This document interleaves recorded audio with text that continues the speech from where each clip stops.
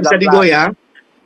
Tapi kemudian Prabowo masuk dengan Gibran, jadi 42 nomini saham terselubung merapat ke single Chaplin. Dan jangan lupa ada satu orang yang sangat jahat. Di Istana Negara di zaman Pak Harto dia ada di istana, adik abang, adik kakak. Ya, di zaman Soekarno sudah ada, di zaman Pak Harto ada, adik kakak ini.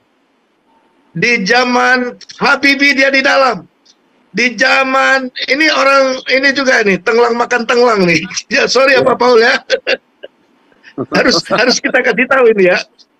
Jadi kemudian di zamannya Gus Dur dia ada juga di istana, dekat di dalam istana. Di zaman SBY dia juga di istana. Di Jokowi dia juga di istana. Tapi begitu Jokowi merekrut Prabowo, pro ke Prabowo, dia ini lari. Ya. Omongannya itu terus memburukkan si Prabowo. Tapi begitu Prabowo menang, dia baru mengatakan saya salah. Dia ini punya bisnis besar di Malaysia. Jangan salah loh. Apa tuh Pak? Jangan Pak, saya tinggal di Indonesia Pak. Bapak dari gara-gara. Waduh. Pak Putih, inisial namanya Pak. Pak, inisial nama, ciri-ciri orang. Baca Bu Ellen, besok aja ntar kita bahas lagi. Bila naga itu ntar kita bahas lagi. Anda di Amerika harus tahu kenapa pertemuan pertemuan etnik di global. Yang kerok nih, nggak bener ini. Loh, mereka komunikasi dengan saya loh Pak dari Inggris. Mereka minta pendapat saya loh Pak. Apa yang harus dikerjakan? Sorry Pak Jenderal. Pak Jenderal jadi bangun lagi gara-gara saya. Sorry Pak. Bangun gara-gara Pak Putih nih. Saya nggak tanggung jawab loh. Pak Tobeng udah. Kalau sampai gegeran di sini saya nggak tanggung jawab loh nih.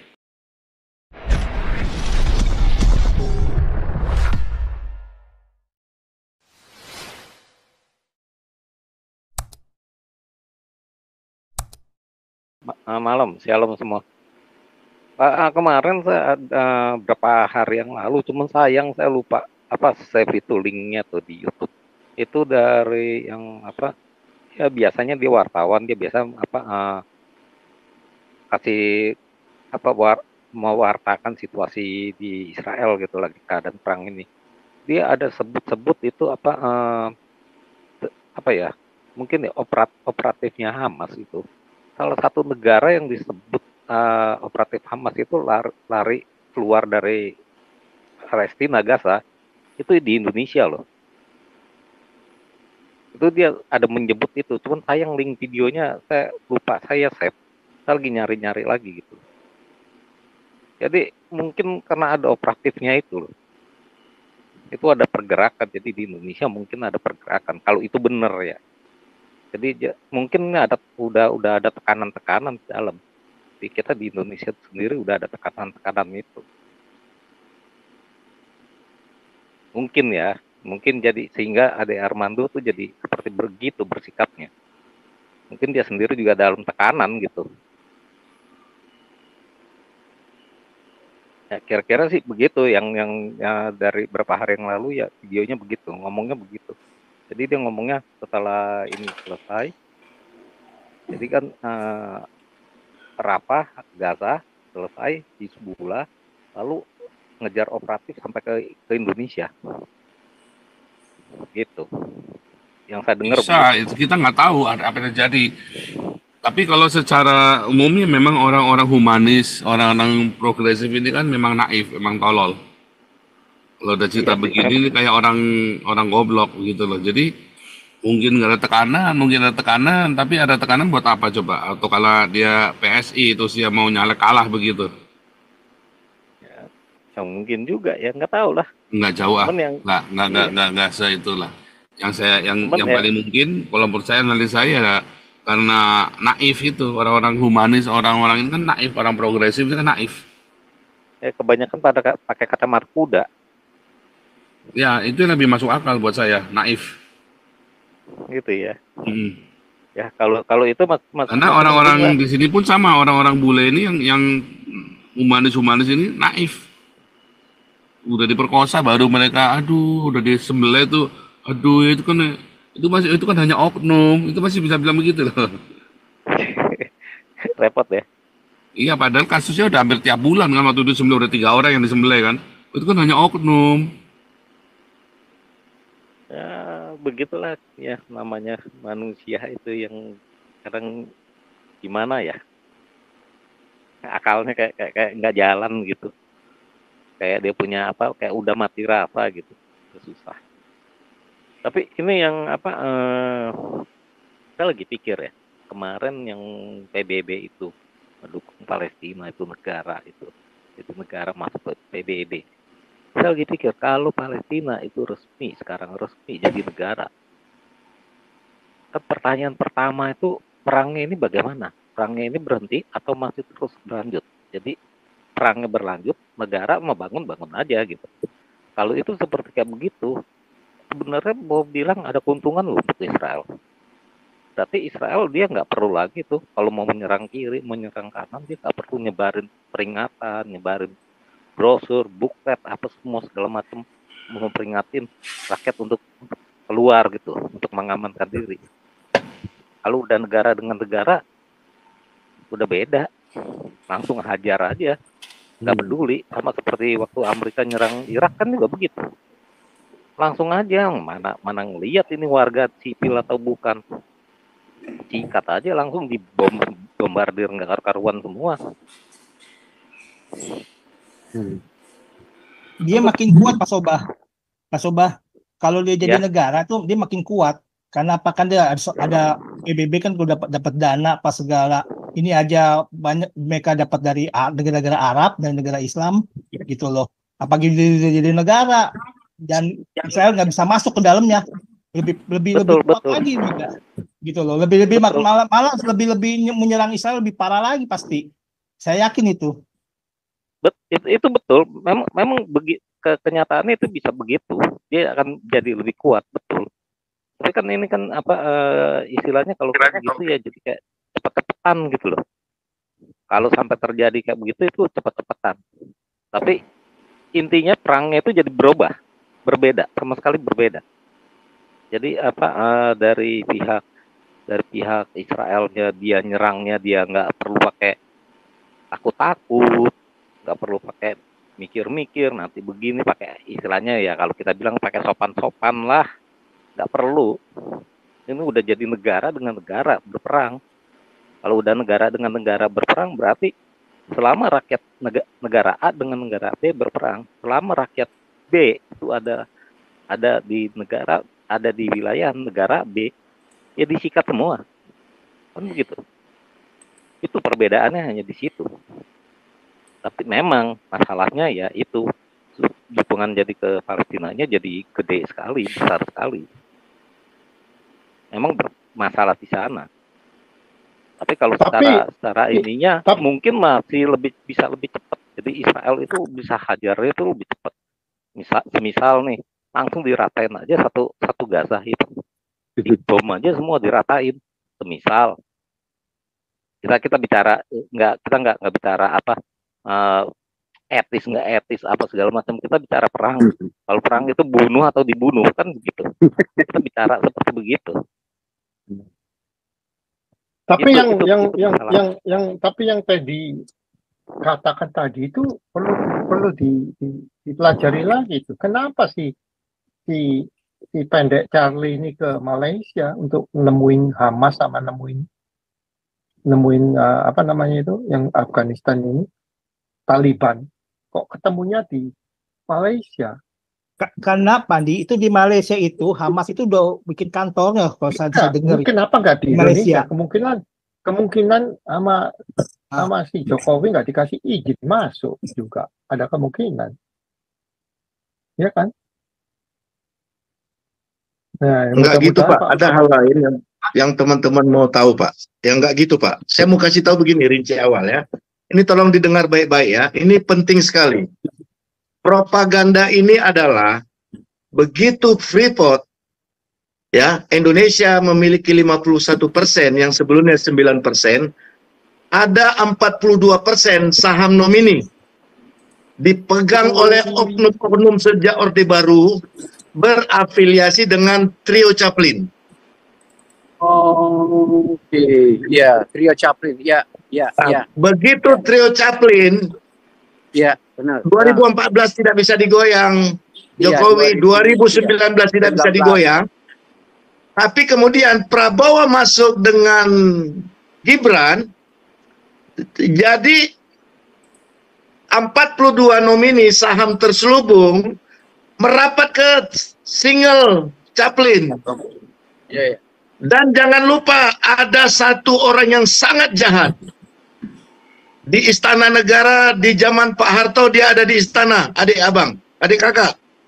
Ya, di zaman Soekarno sudah ada, di zaman Pak Harto ada adik kakak ini.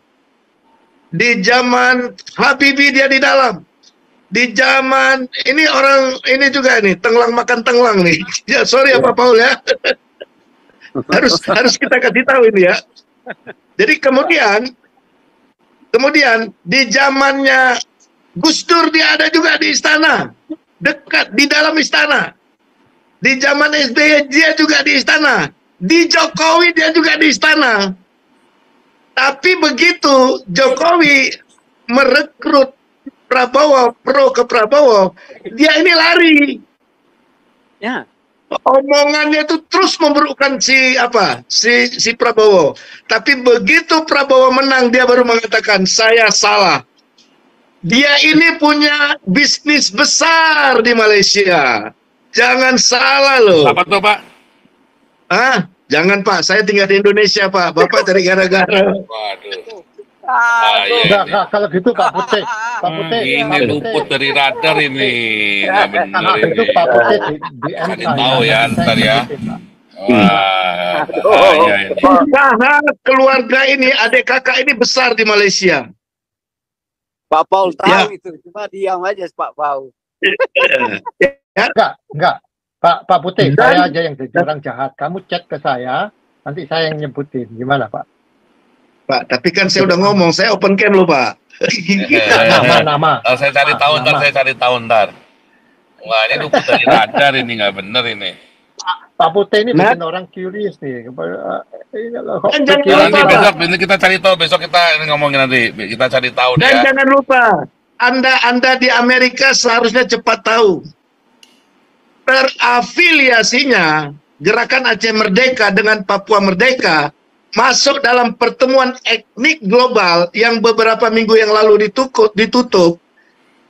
Nah, coba kantornya itu di seberang kantor PBB yang biayai adalah yang pernah memiliki saham nomini 42% yang sudah direbut oleh negara. Dan begitu Prabowo dinyatakan menang, mereka ini membuat propaganda terbuka dengan oknum-oknum yang dari halal bil halal ingin merusak tatanan berbangsa dan bernegara dari Sabang sampai Merauke. Keluar isu Sumatera Merdeka. Pak Putih, inisial namanya Pak. Inisial nama, ciri-ciri orang. Besok aja Bu Ellen, besok aja ntar kita bahas lagi. Bila naga itu ntar kita bahas lagi. Anda di Amerika harus tahu kenapa pertemuan etnik pertemuan etnik di global. Yang kerok nih, nggak bener ini.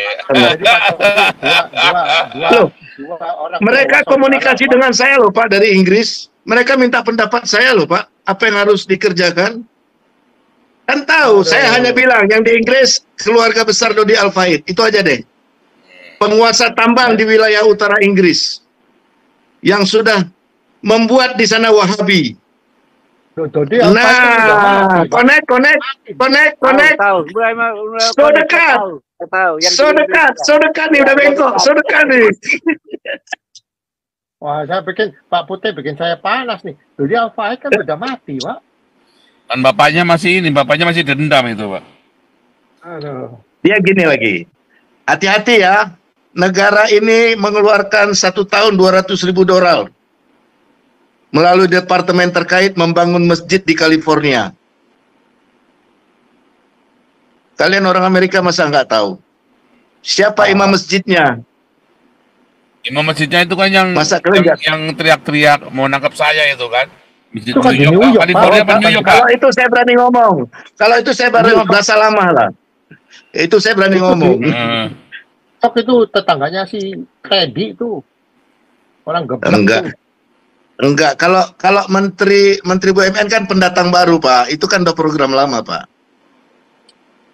Enggak, ada Ustadz yang di New York tuh loh, Pak Putih. Oh, enggak bisa, Pak. Itu kita nggak bisa ikutan, Pak. Itu sama kayak Pak pendapat Pak ini tadi, Pak Nabi 26 bilang tadi, tidak sadar pelan-pelan udah kemakan enak. Terakhir salah. Iya, kekunci. Tengoklah ya. Dua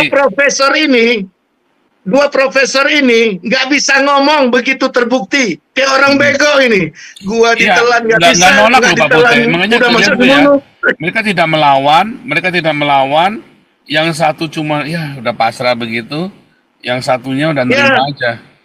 Tanpa perlawanan loh itu. Jadi clue-nya ini dua orang Tionghoa bersaudara ada di istana. Ini bingung saya. Saya mesti cari. Jangan bingung, Pak. Posisinya mentereng terus loh, Pak, di bidang industri, Pak. Mentereng nggak ganti-ganti, Pak. Presiden boleh ganti, dua adik kakak ini nggak ganti, Pak. Oh. Ya itu si Wanandi itu, grupnya Wanandi. Pak Paul jangan gitulah, Pak Paul. Saya kan nggak sebutkan Pak Paul. Ya, udah tahu lah kalian berarti ya. Cuman saya nggak nyangka kalau dia, ini saya cari tahu deh. Masa sih dia begitu sih? Coba saya cari tahu ya. Soalnya, tapi memang dia kan memang mualaf ya, saya dengar ya. Baru tahu ya. Pokoknya Pak, kalau begitu nyebrang Pak, profesor pun jadi kompresor bocor. Iya, Profesor jadi kompresor bocor, Pak. Kadang-kadang memang bahayanya begitu ya. Makanya saya si Amin Wijaya itu benar-benar saya blacklist bener ya. Itu memang kalau udah gabung sama Islam begitu, pokoknya hati-hati ya, saudara ya. Mau profesor jadi kompresor bocor. Ngeri loh. Pokoknya hilang ilmu kalau udah masuk ke sana. Saya udah tahu sih mana Pak Putih. Itu saya nggak ngomong ya, sorry ya, saya nggak ngomong ya. Iya, tapi nggak nyangka kalau misalnya pun itu mana dia guru kakak beradik itu, cuman apa namanya nggak nyangka kalau dia sebegitu pengaruhnya setahu. Pak Tobing langsung masuk dia. Pak Tobing langsung masuk ini. Tobing langsung masuk ini. Pak Tobing panas nih, nggak bener nih Pak Tobing panas nih, Pak Putih nggak bener nih Pak Putih nih. Sorry Pak Jenderal. Ini aduh. Sorry Pak Jenderal. Pak Jenderal jadi bangun lagi gara-gara saya. Sorry Pak. Bangun gara-gara Pak Putih nih, saya nggak tanggung jawab loh. Pak Tobing udah. Kalau sampai gegeran di sini saya nggak tanggung jawab loh nih. Pak Tobing masuk, Pak Tobing. Udah mimpi ketemu cewek cakep, langsung bangun denger Pak Putih. Ketemu cewek cakep itu bangun gara-gara mau digebukin sama bininya. Mimpi ketemu cewek cakep, gak bener. Pak Andi juga manas-manasin juga malam-malam. Halo.